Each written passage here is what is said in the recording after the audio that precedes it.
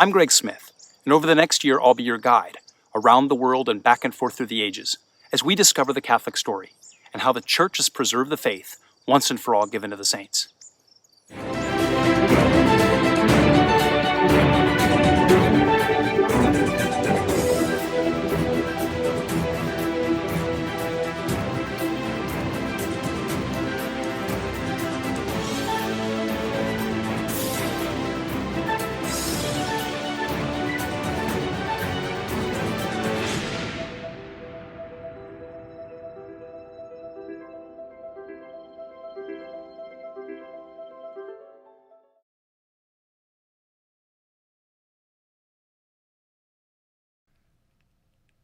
Welcome to episode 19 of season 1 of One Rolling Adventure.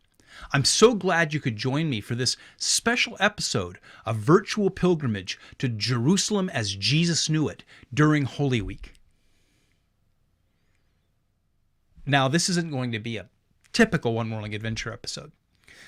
Typically, I try to make these episodes cinematic and big on narrative.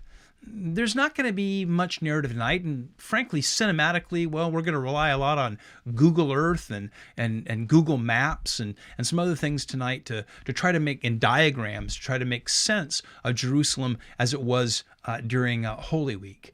There are two problems with trying to do the kind of typical One Rolling Adventure tonight.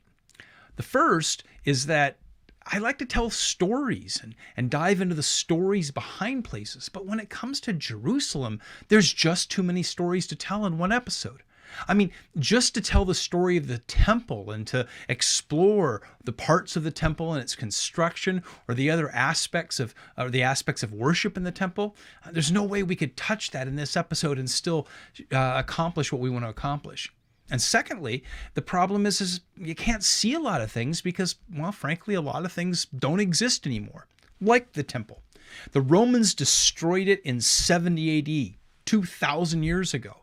And so all we can do with the temple is see reconstructions and diagrams and models. So instead of doing our sort of cinematic narrative tonight, it's going to be a little more lecture-like. So tonight's going to be a little bit different. We're going to rely on Google Earth and Google Maps and some diagrams.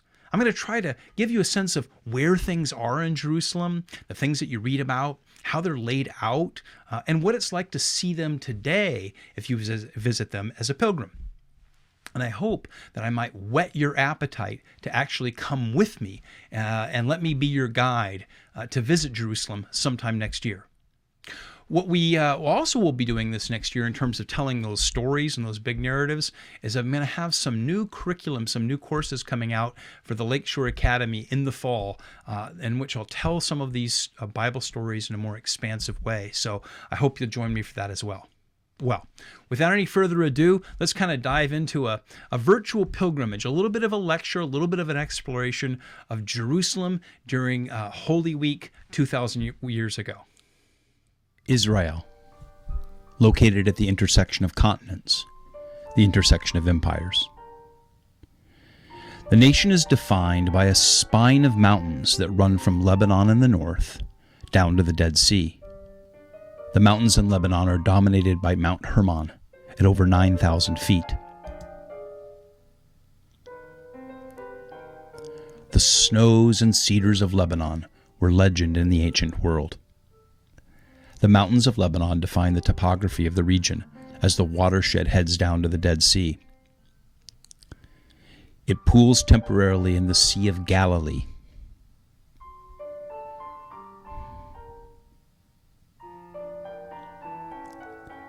And the nearby town of Nazareth, where Jesus grew up. We can see that the watershed heads down the Jordan River Valley toward the Dead Sea. The Jordan River Valley is an oasis that defined the eastern edge of Israel. And on down to the Dead Sea, so named because of its high salt content.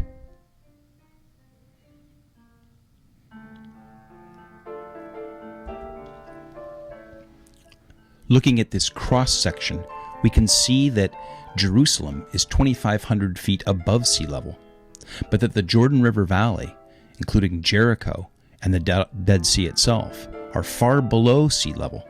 In fact, the Dead Sea is the lowest spot on Earth. Looking at this cross-section, we can also make sense of the phrases that are often used in the scriptures about going up to Jerusalem or the road down to Jericho. And in the center of this spine of mountains lies Jerusalem. The city of Jerusalem is built across two hills. The first, Mount Moriah.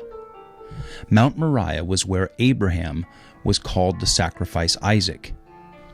But God supplied a sacrifice instead, which prefigured that this would be the location for the temple, and ultimately the place where God would provide the sacrifice of Christ, his own son. But the temple is no more. In the Middle Ages, Jerusalem was conquered by Muslim forces. Muslims also trace their roots back to Abraham. By the time the Muslims came, the temple had long been destroyed by the Romans. And so on the spot of Abraham's sacrifice of Isaac, the Muslims built their own temple, the Dome of the Rock, or the Al-Aqsa Mosque, commemorating their own roots as an Abrahamic religion. Nothing remains on the Temple Mount of Mount. Nothing of the temple remains on the Temple Mount or Mount Moriah. Only this retaining wall that once held up the Temple Mount, now known as the Western Wall or the Wailing Wall. Every view of Jerusalem you'll see has the Al-Aqsa Mosque, the Dome of the Rock, where the temple used to be. The other hill upon which Jerusalem is built is Mount Zion. These two hills are defined by small valleys next to them, the Hinnom Valley, the Tyropoeon Valley, and the Kidron Valley. They become very important in understanding the geography and story of the city. In fact, it's the Kidron Valley that defines the gap between the Temple Mount and the Mount of Olives.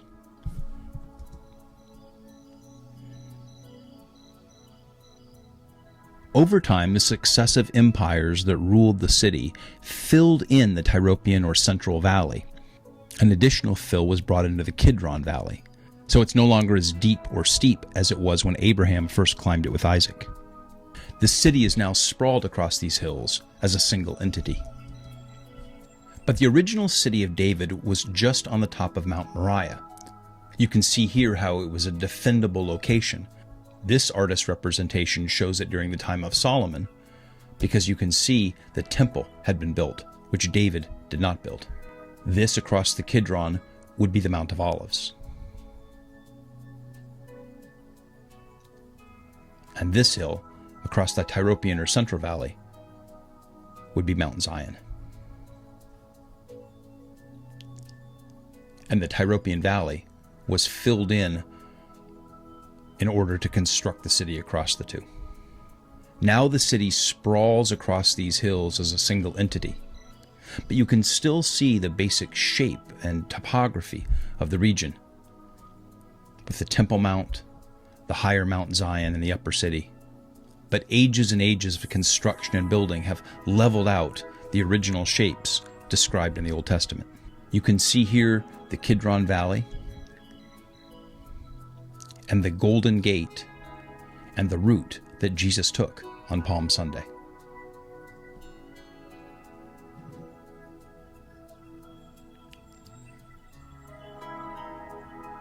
In fact, it is from the Mount of Olives, looking across the Kidron towards the Temple Mount, that one gets the classic view of Jerusalem. This is the city as it was during Jesus' time. We see here the Temple Mount,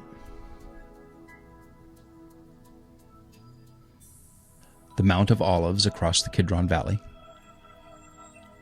looking up from the Kidron toward the walls of the old Temple Mount. Not more than a mile from the Kidron Valley and the eastern wall of the city was the village of Bethany, where Jesus' friends Lazarus, Mary, and Martha lived, and where he stayed during Holy Week. Herod's palace was on the western side of the city, near the Damascus and Joppa gates. Its architecture was very Greco-Roman.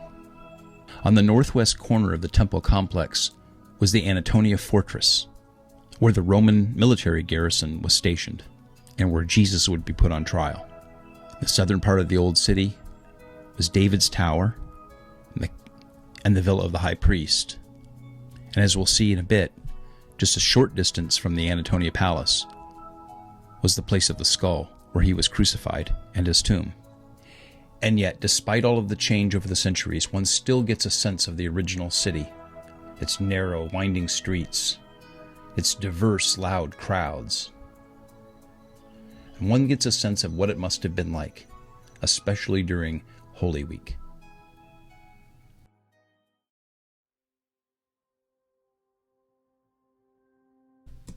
On Monday morning, Jesus heads over to the temple from Bethany. Along the way, going over the top of the Mount of Olives, he sees a fig tree. And so we have this famous story from the Gospels of Jesus cursing a fig tree because it wasn't ready to provide fruit when the Master came. And that really is a parable that harks back to the Old Testament, where Jerusalem, or the nation of Israel, is compared to a fig tree that should bring forth a harvest for the Lord. And so the Lord has now arrived, and the time of accounting has come, and this fig tree is not ready, obviously symbolizing Israel. Now, perhaps one of the most touching stories in the Gospels occurs this Monday morning, because after the cursing of the fig tree, as he arrives at the top of the Mount of Olives and looks down on the city with that amazing perspective, Jesus weeps over the city. He says, "O Jerusalem, Jerusalem, how long I have longed to draw you in as a mother hen does to her chicks, but you would not accept the Lord. You rejected the prophets, stoned the prophets, and were not ready on the day that I came to you." And so Jesus cries over Jerusalem, and that moment is commemorated by a church on the location where it occurred. The Dominus Flevit church, which is Latin for "the Lord cried." And you can see that it's shaped like a teardrop. Inside there's this amazing mosaic that commemorates the moment. Here, of course, is Jesus comparing himself to a mother hen wanting to draw the people of Israel in like a mother hen draws in her chicks. And you can see this perspective from the place where the Lord cried over the city. This is the spot where it happened. Looking down on the city, looking down on the people of Israel, looking down on the temple, and weeping over them. The Dominus Flevit Church, again, Latin for "the Lord cried," is an amazing location to think about salvation history and the Lord's love for his people. How God loves us and wants to draw us in, and how we were not prepared on the day of his visitation at that time.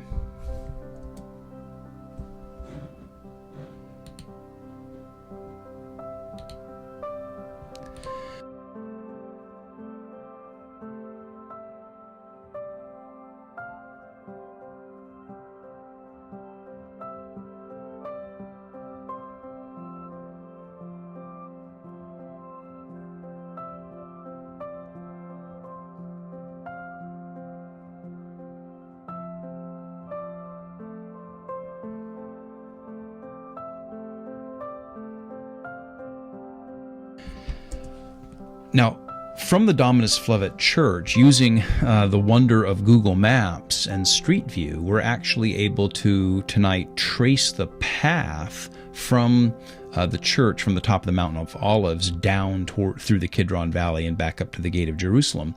And this essentially would have been Jesus's commute. Now, these walls and these exact stones may not have been there at this time, but this pretty much would have been his daily commute during Holy Week. And so through the sort of wonder of technology here, we can imagine that and imagine ourselves as pilgrims doing that.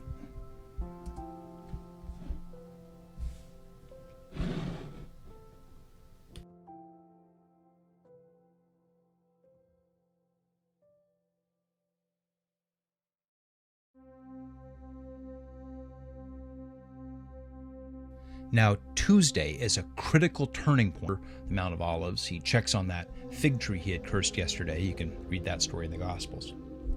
And then he heads into the temple and the temple courts. And the crowds are just gathered around him, not only his disciples, but huge numbers of the public and the religious leaders and everybody else. And they are eager to hear and they're hanging what he has to say, and they're hanging on every word.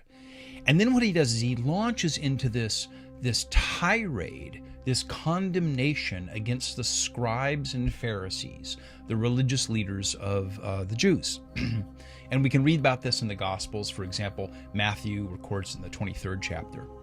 And it's known commonly as the "Woe to you, scribes and Pharisees" verses.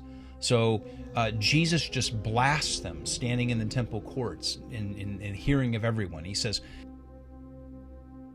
He calls them snakes, a brood of vipers. How can you escape being sentenced to hell? And then he says, terrible things will come upon this generation because of you.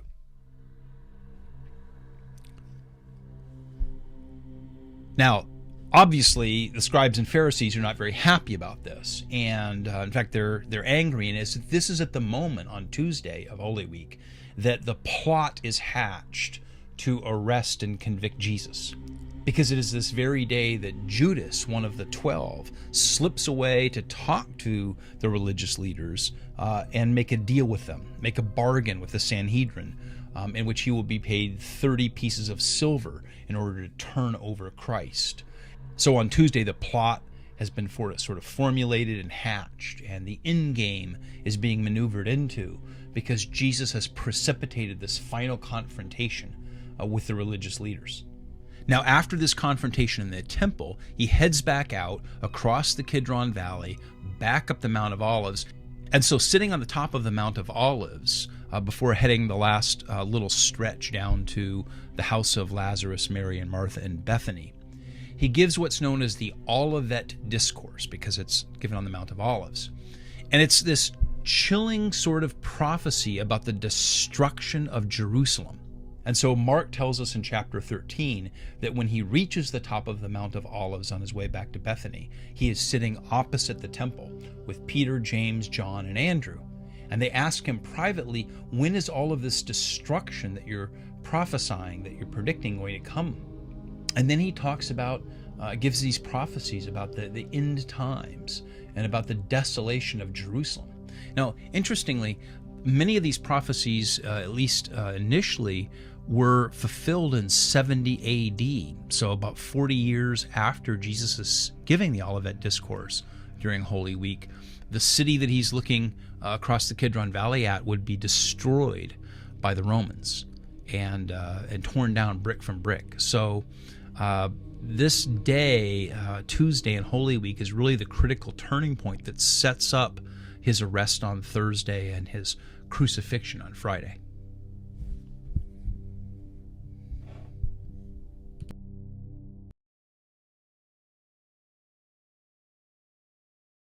So Thursday is obviously a big day during Holy Week. It's the day of the Last Supper. And it begins in Bethany, where he travels over the Mount of Olives, as he has on the other days, into the city gates, and to this place that the disciples have set up for them to have the Passover meal, what's described as an upper room, a location in the city that we know as the Cenacle, or the Cenacle. It's near what used to be called the Tower of David. And it's a place that one of the most popular pilgrimage spots in Jerusalem. And this is the upper room.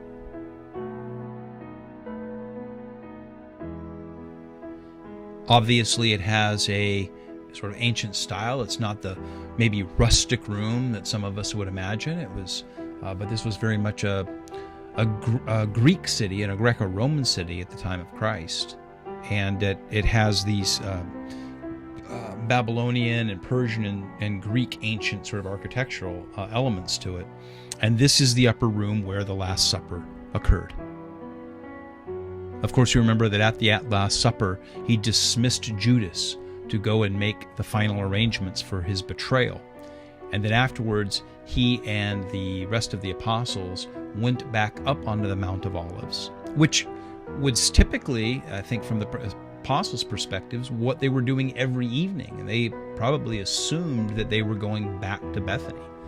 But instead, they paused to stop at the Garden of Gethsemane on the top of the Mount of Olives so that Jesus could pray. And of course, he knew that at that location he would be arrested because Judas would be bringing out the soldiers. And this is the Garden of Gethsemane. On the slopes of the Mount of Olives, Jesus would have been passing through it every day, going back and forth to Bethany, with these ancient olive trees looking over the city just a quarter mile away or less.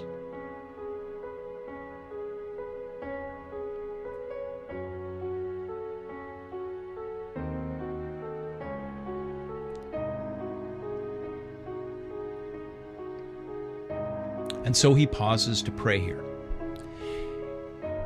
And during his prayer, he enters into his agony, where he prays for the disciples, he prays for the world, he prays that God would strengthen him, the Father would strengthen him in his mission, he prays to submit himself to the mission, and this church, the Church of all nations, or the Church of the Agony, commemorates that. It says that Jesus prayed on a rock, and this rock, right here in the floor of this church, is that rock in the Garden of Gethsemane. Of course, now it's covered by the church building, but this is the rock where Jesus prayed in agony the night before his crucifixion. And as pilgrims, we can visit the Garden of Gethsemane, go into the Church of all nations, and see this remarkable spot.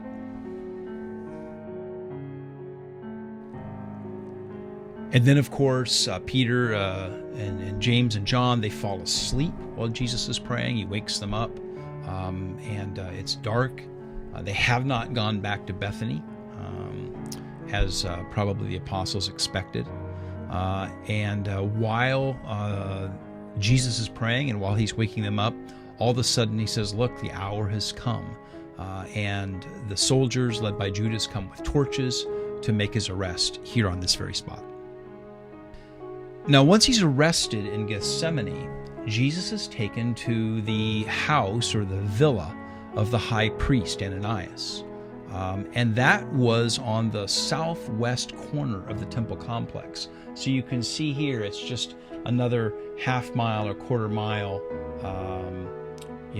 half a mile walk back from Gethsemane. So Jesus had walked over to the old city for the Passover meal, back up to Gethsemane. He's now taken back to Ananias' house, or the villa of the high priest adjacent to the temple, for his trial. Now, the villa of the high priest is no longer here, but what we have is a church built over the spot, and it's called the Church of St. Peter in Gallicantu, which is Latin for the cock crowing, because if you recall, at Jesus' trial before the Sanhedrin, that Peter denied 3 times that he knew Christ, standing in the courtyard of the high priest's villa while trying to warm himself by the fire.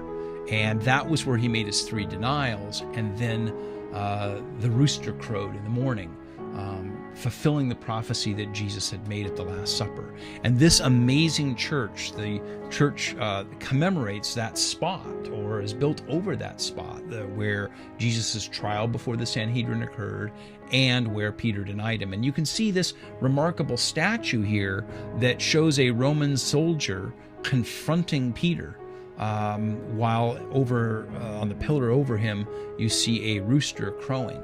And the words underneath the statue read, "I do not know him." And from this perspective, standing at this church, you can look back and see the temple just really a quarter mile or so away, and the Mount of Olives where Jesus was arrested in Gethsemane just above that, and this spot that commemorates Peter's betrayal, Jesus' trial. And this is the remarkable church there inside with masses for pilgrims. See, the weather vane on the top of the church has that rooster to commemorate the moment.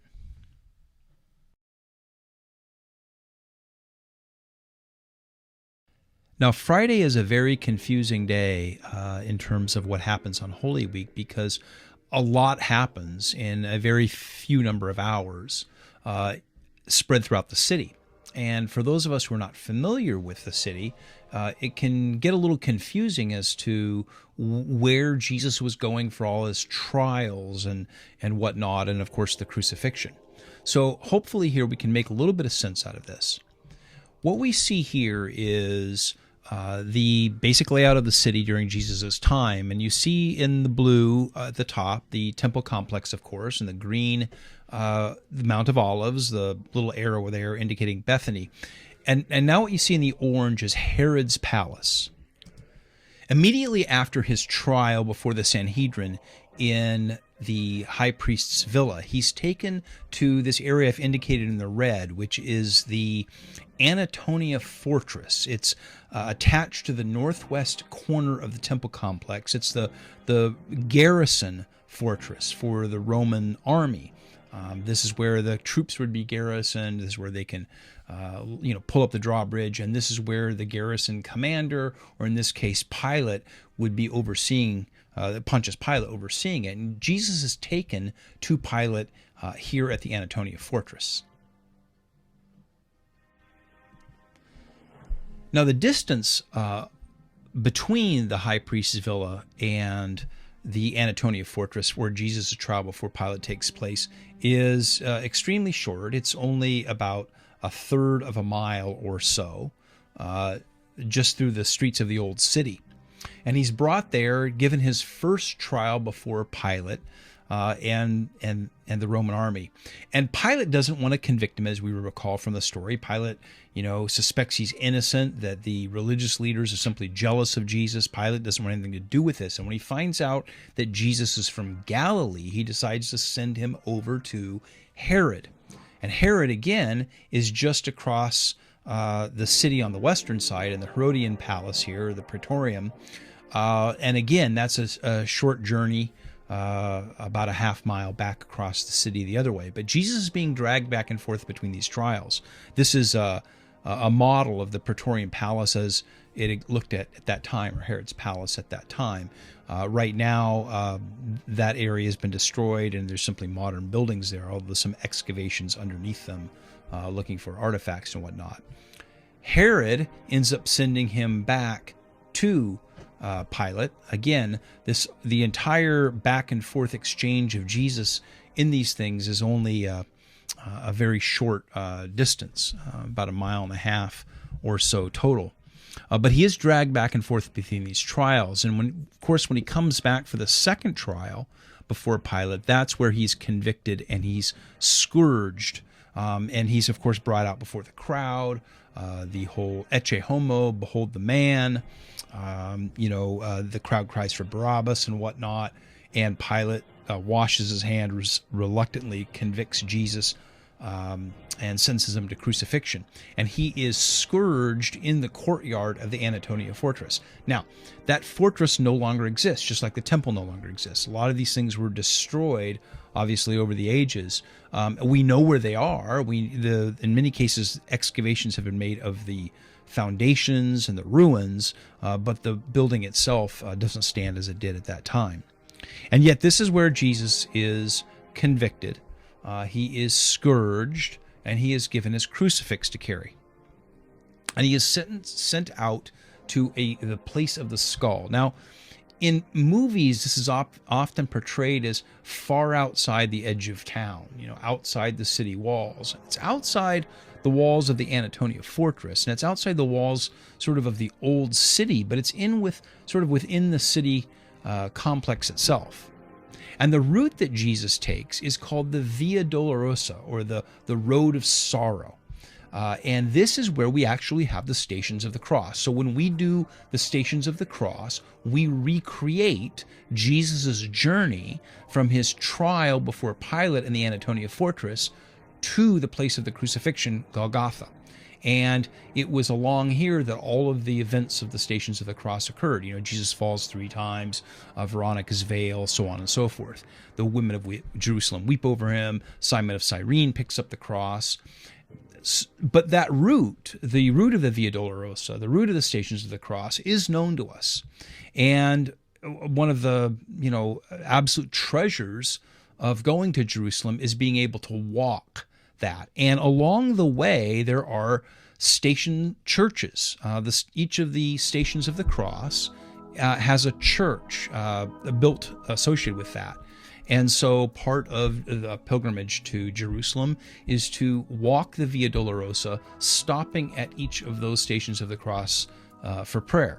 And you can see here going from near the Lion's Gate, the Temple Mount there, the Antonia Fortress, and it kind of jogs over a little bit this way and that way. And when we look at the total distance of that, it's really not more than a quarter mile. It's like 0.25, 0.3 0.35 miles is the entire distance of the Via Dolorosa and Jesus's march from his conviction, his scourging, to the place of the crucifixion, the place of the skull. And you can kind of see how that Via Dolorosa route sort of lines itself out now. So when we take a pilgrimage there, we can walk it. And again, it's about a third of a mile at the most. But stopping frequently, and it's extremely popular, obviously, and has been for thousands of years, with pilgrims wanting to walk where Jesus walked, and especially, of course, walk his last walk. And it follows these narrow streets. There, again, are the station churches and opportunities for pilgrims to stop and pray, and of course there's shops and whatnot along the way as well.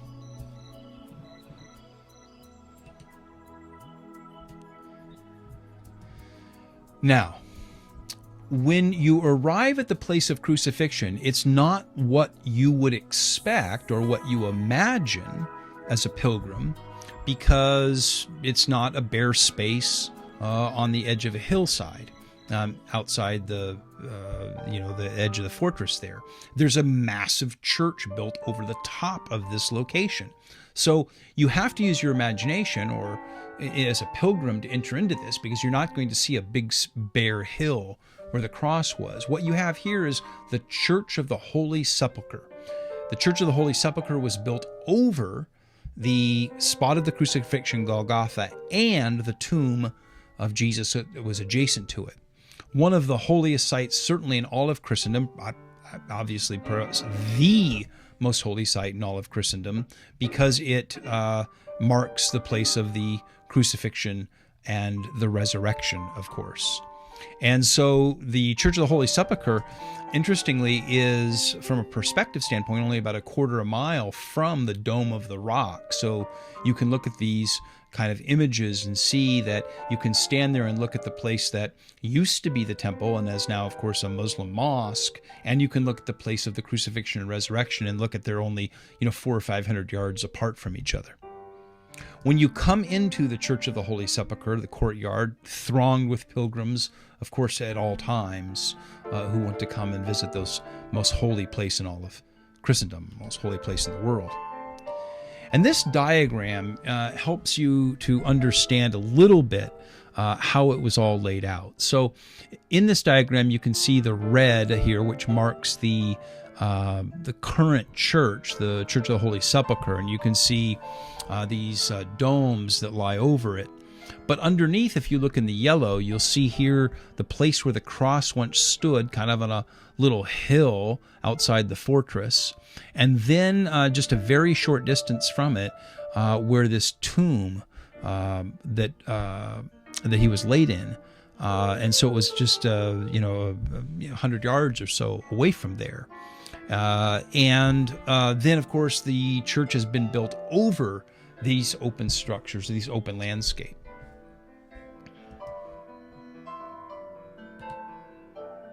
And again, here's another sort of cross-section of the Church of the Holy Sepulchre to give you some sense of what these are. And of course, as a pilgrim, you visit it and you say, this is the spot where the crucifixion happened. This is the rock, the place of the skull. And then here's this inner chamber where there is another chapel built over the sepulchre, the actual tomb from which Jesus rose.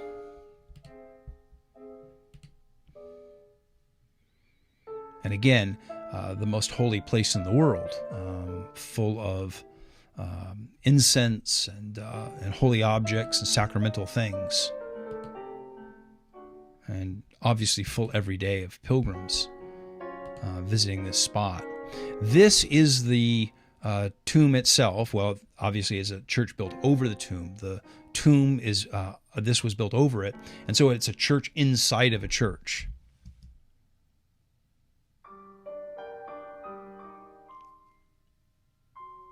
And pilgrims are allowed to come, of course, and enter into the Holy Sepulchre, where the spot of the resurrection is marked, and pilgrims are allowed to kneel and kiss the spot where Christ rose.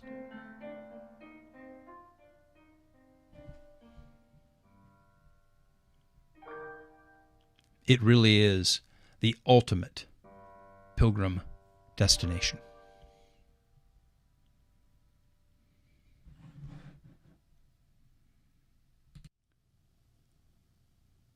And of course, on Sunday morning, the disciples ran to the tomb, found it empty, and, well, from there, the real story began. You know, I hope that this has whetted your appetite to learn more. If it's whetted your appetite to learn more about the Bible story, to learn more about the life of Jesus, the more about the life of Israel, the more about the kingdom, then I really hope that you'll join me this fall for some exciting new courses that I'm putting together for the Lakeshore Academy. And that's really going to unpack those stories in great depth, much more than we're able to do even in these episodes. So stay tuned for that. Secondly, I really hope this has whetted your appetite to come with me and allow me to show you these things in person. We were going to go to Israel at the end of 2020.